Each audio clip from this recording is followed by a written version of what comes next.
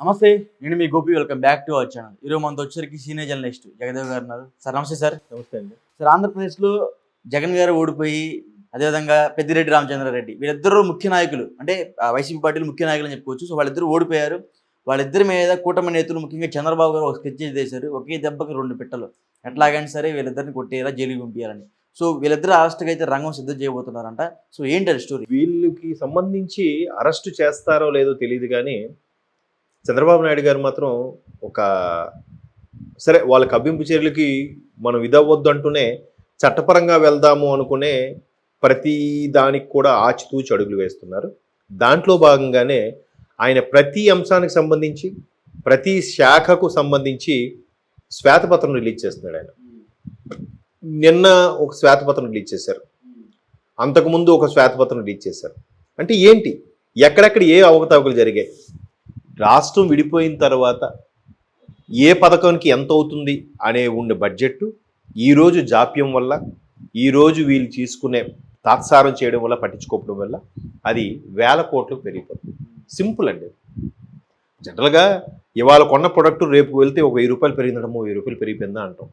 అట్లాంటిది ఇవాళ జరగని ఈ ప్రాజెక్టు రేపటికి వెళ్ళేసరికి 1000 కోట్లు అదనం అయిపోతుంది. ఈ అంశం నేను ఎందుకు చెప్తున్నానంటే, ఎగ్జాంపుల్గా హంద్రీనీవా ప్రాజెక్టు ఉంది. అప్పట్లో ఇది 2006లోనే హంద్రీనీవా సుజల పథకం కింద అప్పటి ముఖ్యమంత్రి రాజశేఖర రెడ్డి గారు తూర్పు వైపు కాకుండా పడమర వైపు ఉండే మండలాలకు కూడా నీరు అందించే కాన్సెప్ట్లో తీసుకొచ్చారు. సో ఆ తర్వాత అది కొంత జరిగింది, కొంత జాప్యం అయింది. తర్వాత ఆయన 2009 నేను రెండోసారి ముఖ్యమంత్రి అయ్యేలోపు ఏదో చేస్తాననుకున్నాడు. దురదృష్టవశాత్తు ఆయన చనిపోయాడు. ఆ తర్వాత కిరణ్ కుమార్ రెడ్డి గవర్నమెంట్ వచ్చింది. ఆయన ఈ గవర్నమెంట్ అయ్యేలోపు ఏదో చేద్దాం అనుకున్నారు, అది అవ్వలేదు.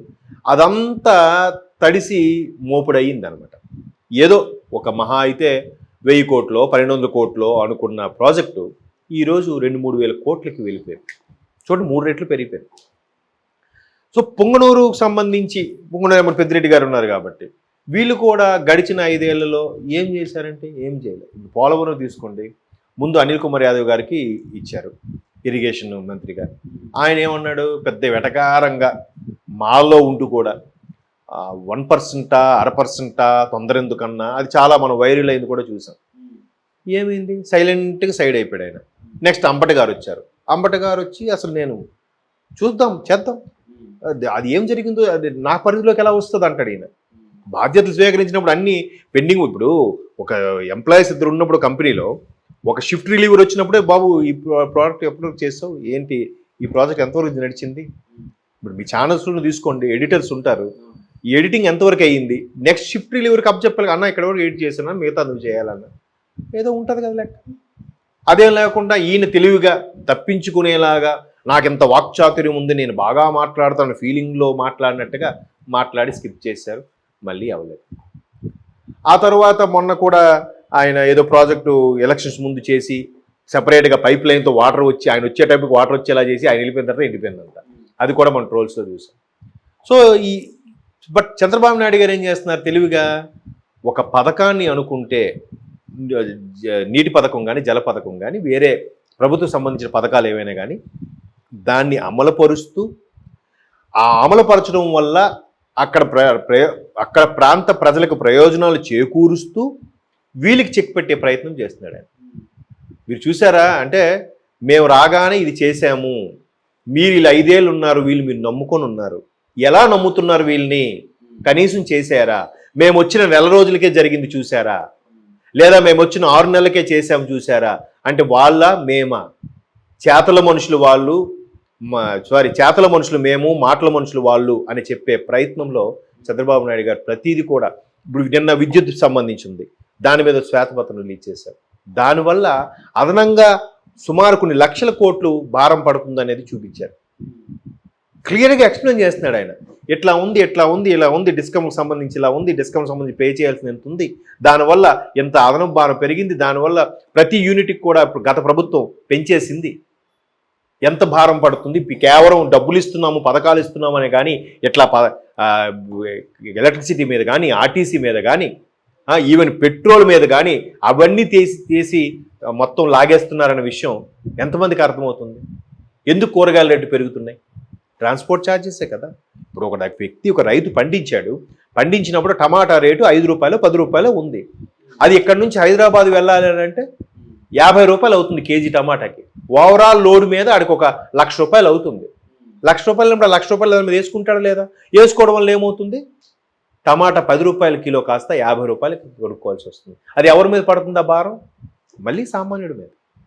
ఎట్లాంటి క్యాలిక్యులేషన్స్తో ఆయన శ్వేతపత్రం రిలీజ్ చేస్తూ ఎక్స్ప్లెయిన్ చేయడం వల్ల కొంతలో ఇంకా గొర్రెలు ఉన్నాయి, ఇంకా కాదనట్లేదు, కొంతలో కొద్దిమంది అయినా మారుతారు కదా అని చెప్తూ ఇప్పుడు హంద్రినీవా ప్రాజెక్ట్ జల పథకం ఏదైతే ఉందో దాన్ని మరలా కంప్లీట్ యుద్ధ ప్రాతిపదికన పూర్తి చేయాలని అధికారులకు ఆల్రెడీ బాబు గారు ఆదేశాలు జారీ చేసి, ఎట్లా ఉంది వీళ్ళు ఏం చేయలేదు, వీళ్ళు తినేశారు తప్ప చేసింది ఏమీ లేదు అని చెక్ పెట్టే ప్రయత్నం చేస్తున్నారు. అయితే మీరు అనొచ్చు జగన్మోహన్ రెడ్డి గారికి పెద్దిరెడ్డి గారికి అయినా మిగతా అందరూ ఉన్నారు కదా అంటే, ఇప్పుడు పార్టీలో బలోపేతంగా గెలిచిన వాళ్ళలో 11 మందిలో వీళ్ళిద్దరే ప్రధానంగా కనిపిస్తున్నారు. ఒకటి జగన్మోహన్ రెడ్డి, 2 పెద్దిరెడ్డి రామచంద్రారెడ్డి గారు. సో వీళ్ళిద్దరిని అసలైన చెక్ పెడితే మిగతా వాళ్ళ పరిస్థితి అంటే ఆల్రెడీ ఒక 5గురు అంతమంది జంపు జలానికి సిద్ధంగా ఉన్నారంట. మిగతా వాళ్ళు స్తబ్దుగా ఉండిపోయారు. ఎటు గాలి వీస్తే అటు వెళ్ళిపోదాంలే, అప్పుడు పరిస్థితి బట్టి చూద్దాంలే అన్నట్టుగా. వీళ్ళ 5గురు కాకుండా మిగతా 4గురు కూడా. సో అట్లాంటి పరిస్థితుల్లో ఎలా ఉండబోతుంది, ఎలా చెక్ పెట్టబోతున్నారు అనేది ఇప్పుడు పని చేపిస్తూ పథకం రచిస్తూ దీనివల్ల ప్రజలకు ఉపయోగపడేలా చూపిస్తూ వీళ్ళు చూడండి వీళ్ళు డమ్మీలు వీళ్ళు జీరోలు అని చెప్పే ప్రయత్నం చేయబోతున్నారంటే బాబు గారు. అంటే ఇంకోటి సార్, చంద్రబాబు గారికి ఏమో జగన్ మీద కక్షలాగా అంటే ఒక కక్ష కోణం, పవన్ కళ్యాణ్ గారికి పెద్దిరెడ్డి మీద కక్ష కోణం. సో ఇది ఎట్లా భావించవచ్చు? అంటే కేవలం వాళ్ళిద్దరిని టార్గెట్ చేశారంటే, ఒకటి చంద్రబాబు జగన్ మీద టార్గెట్ చేయడం, పవన్ కళ్యాణ్ పెద్దిరెడ్డి మీద టార్గెట్ చేయడం. అదే అంటున్నాను, టార్గెట్ చేశాము కక్ష సాధింపు చర్యలు అనే అంశాన్ని తెర మీదకి తీసుకురాకుండానే వీళ్ళు పనుల ద్వారా చేయించే పథకం అయితే రచిస్తున్నారని అర్థమవుతుంది. అయితే మీరు అనొచ్చు పవన్ కళ్యాణ్ గారు ఒకరిని చంద్రబాబు నాయుడు గారు ఒకరిని టార్గెట్ చేశారు అని. ఇప్పుడు దాని వెంటనే వాళ్ళు ఏమంటారు, కక్ష సాధింపు చర్యలు మేమేం చేయలేదు, న్యాయమే గెలుస్తుంది, కడిగిన ముత్యంలా తిరిగి వస్తామంటారు రేపొద్దున అరెస్ట్ చేసినా కూడా. ప్రతి ఒక్కటి ఈ మధ్యన ఫ్యాషన్ అయిపోయింది. జైలుకి వెళ్తే ఏదో స్వతంత్ర సమరయోధులు జైలుకి వెళ్ళారు అన్నట్టుగానే ఫీల్ అవుతున్నారు వాళ్ళు. ఇట్లా పిడిగిలి బిగించి న్యాయమే గెలుస్తుంది, కడిగిన ముత్యంలా తిరిగి వస్తాం. మొన్న కవిత గారు కూడా అలాగే అన్నారు. ఆల్రెడీ 3-4 నెలలు అవుతుంది, లోపలే ఉన్నారు. ప్రతి ఒక్కరు కూడా అది అయిపోయింది. ఇది ప్రతిపక్షాల కుట్ర, ఇది ప్రభుత్వం కుట్రపరి కక్ష సాధింపు, అందుకే మేము లోపలికి వెళ్తున్నాం అని చెప్పి ఇలా నమస్కారం పెట్టి ఇలా అనుకొని కూడా లోపలికి వెళ్తున్నారు. ఏది నమ్మాలి? ప్రజలకు తెలుసు. కాకపోతే అందరూ ఓపెన్ అవ్వరు, అందరూ బయటకు వచ్చి మాట్లాడరు. మాట్లాడిన సందర్భం వచ్చేది ఏకైక సందర్భం ఓటింగ్ టైంలో. అందుకేగా గత 5 ఏళ్లలో నోరు నొక్కేసి మాట్లాడనివ్వకపోతే ఒక్కసారిగా వాళ్ళ ఓటు ద్వారా ఎలా చూపించారో చూసారు. పథకాలు ఇచ్చేసాం మాకు అయిపోయింది హ్యాపీ అని అనుకుంటే కాదు. ఆ 40% కూడా ఓటింగ్ వచ్చింది ఓడిపోయామంటున్నారే, 40% కూడా కొంతమంది భయంతోనో, కొంతమంది కొన్ని అపోహలతోనో, లేదా ఒక ఇంట్లో నాకు తెలిసిన ఒక మిత్రుడు, ఆయన వైసీపీ కార్యకర్త, వాళ్ళ నాన్నగారు రిటైర్డ్ ఎంప్లాయ్. ఆ రిటైర్డ్ ఎంప్లాయ్ కూడా చెప్పాడట, ఒరే నాన్న నాకు పెన్షన్ ఒక్కోసారి 15వ తేదీ, ఒక్కోసారి 14వ తేదీ, ఒక్కోసారి 12వ తేదీకి వస్తుందిరా, ఏమిట్రా గత ప్రభుత్వాలు ఎప్పుడూ లేదంటే, అవుతాయిలే నాన్న అవన్నీ నాకు తెలియదు, నువ్వు మాత్రం వైసీపీకి వేయాలి అంటే, సరేరా. కొడుకు చెప్పిన మాట విన్నాడు, బట్ ఆ తండ్రికి ఇష్టం లేదు వైసీపీకి వేయడం. అలా వచ్చిన పర్సంటేజ్లు ఏవో విని నా అభిప్రాయం.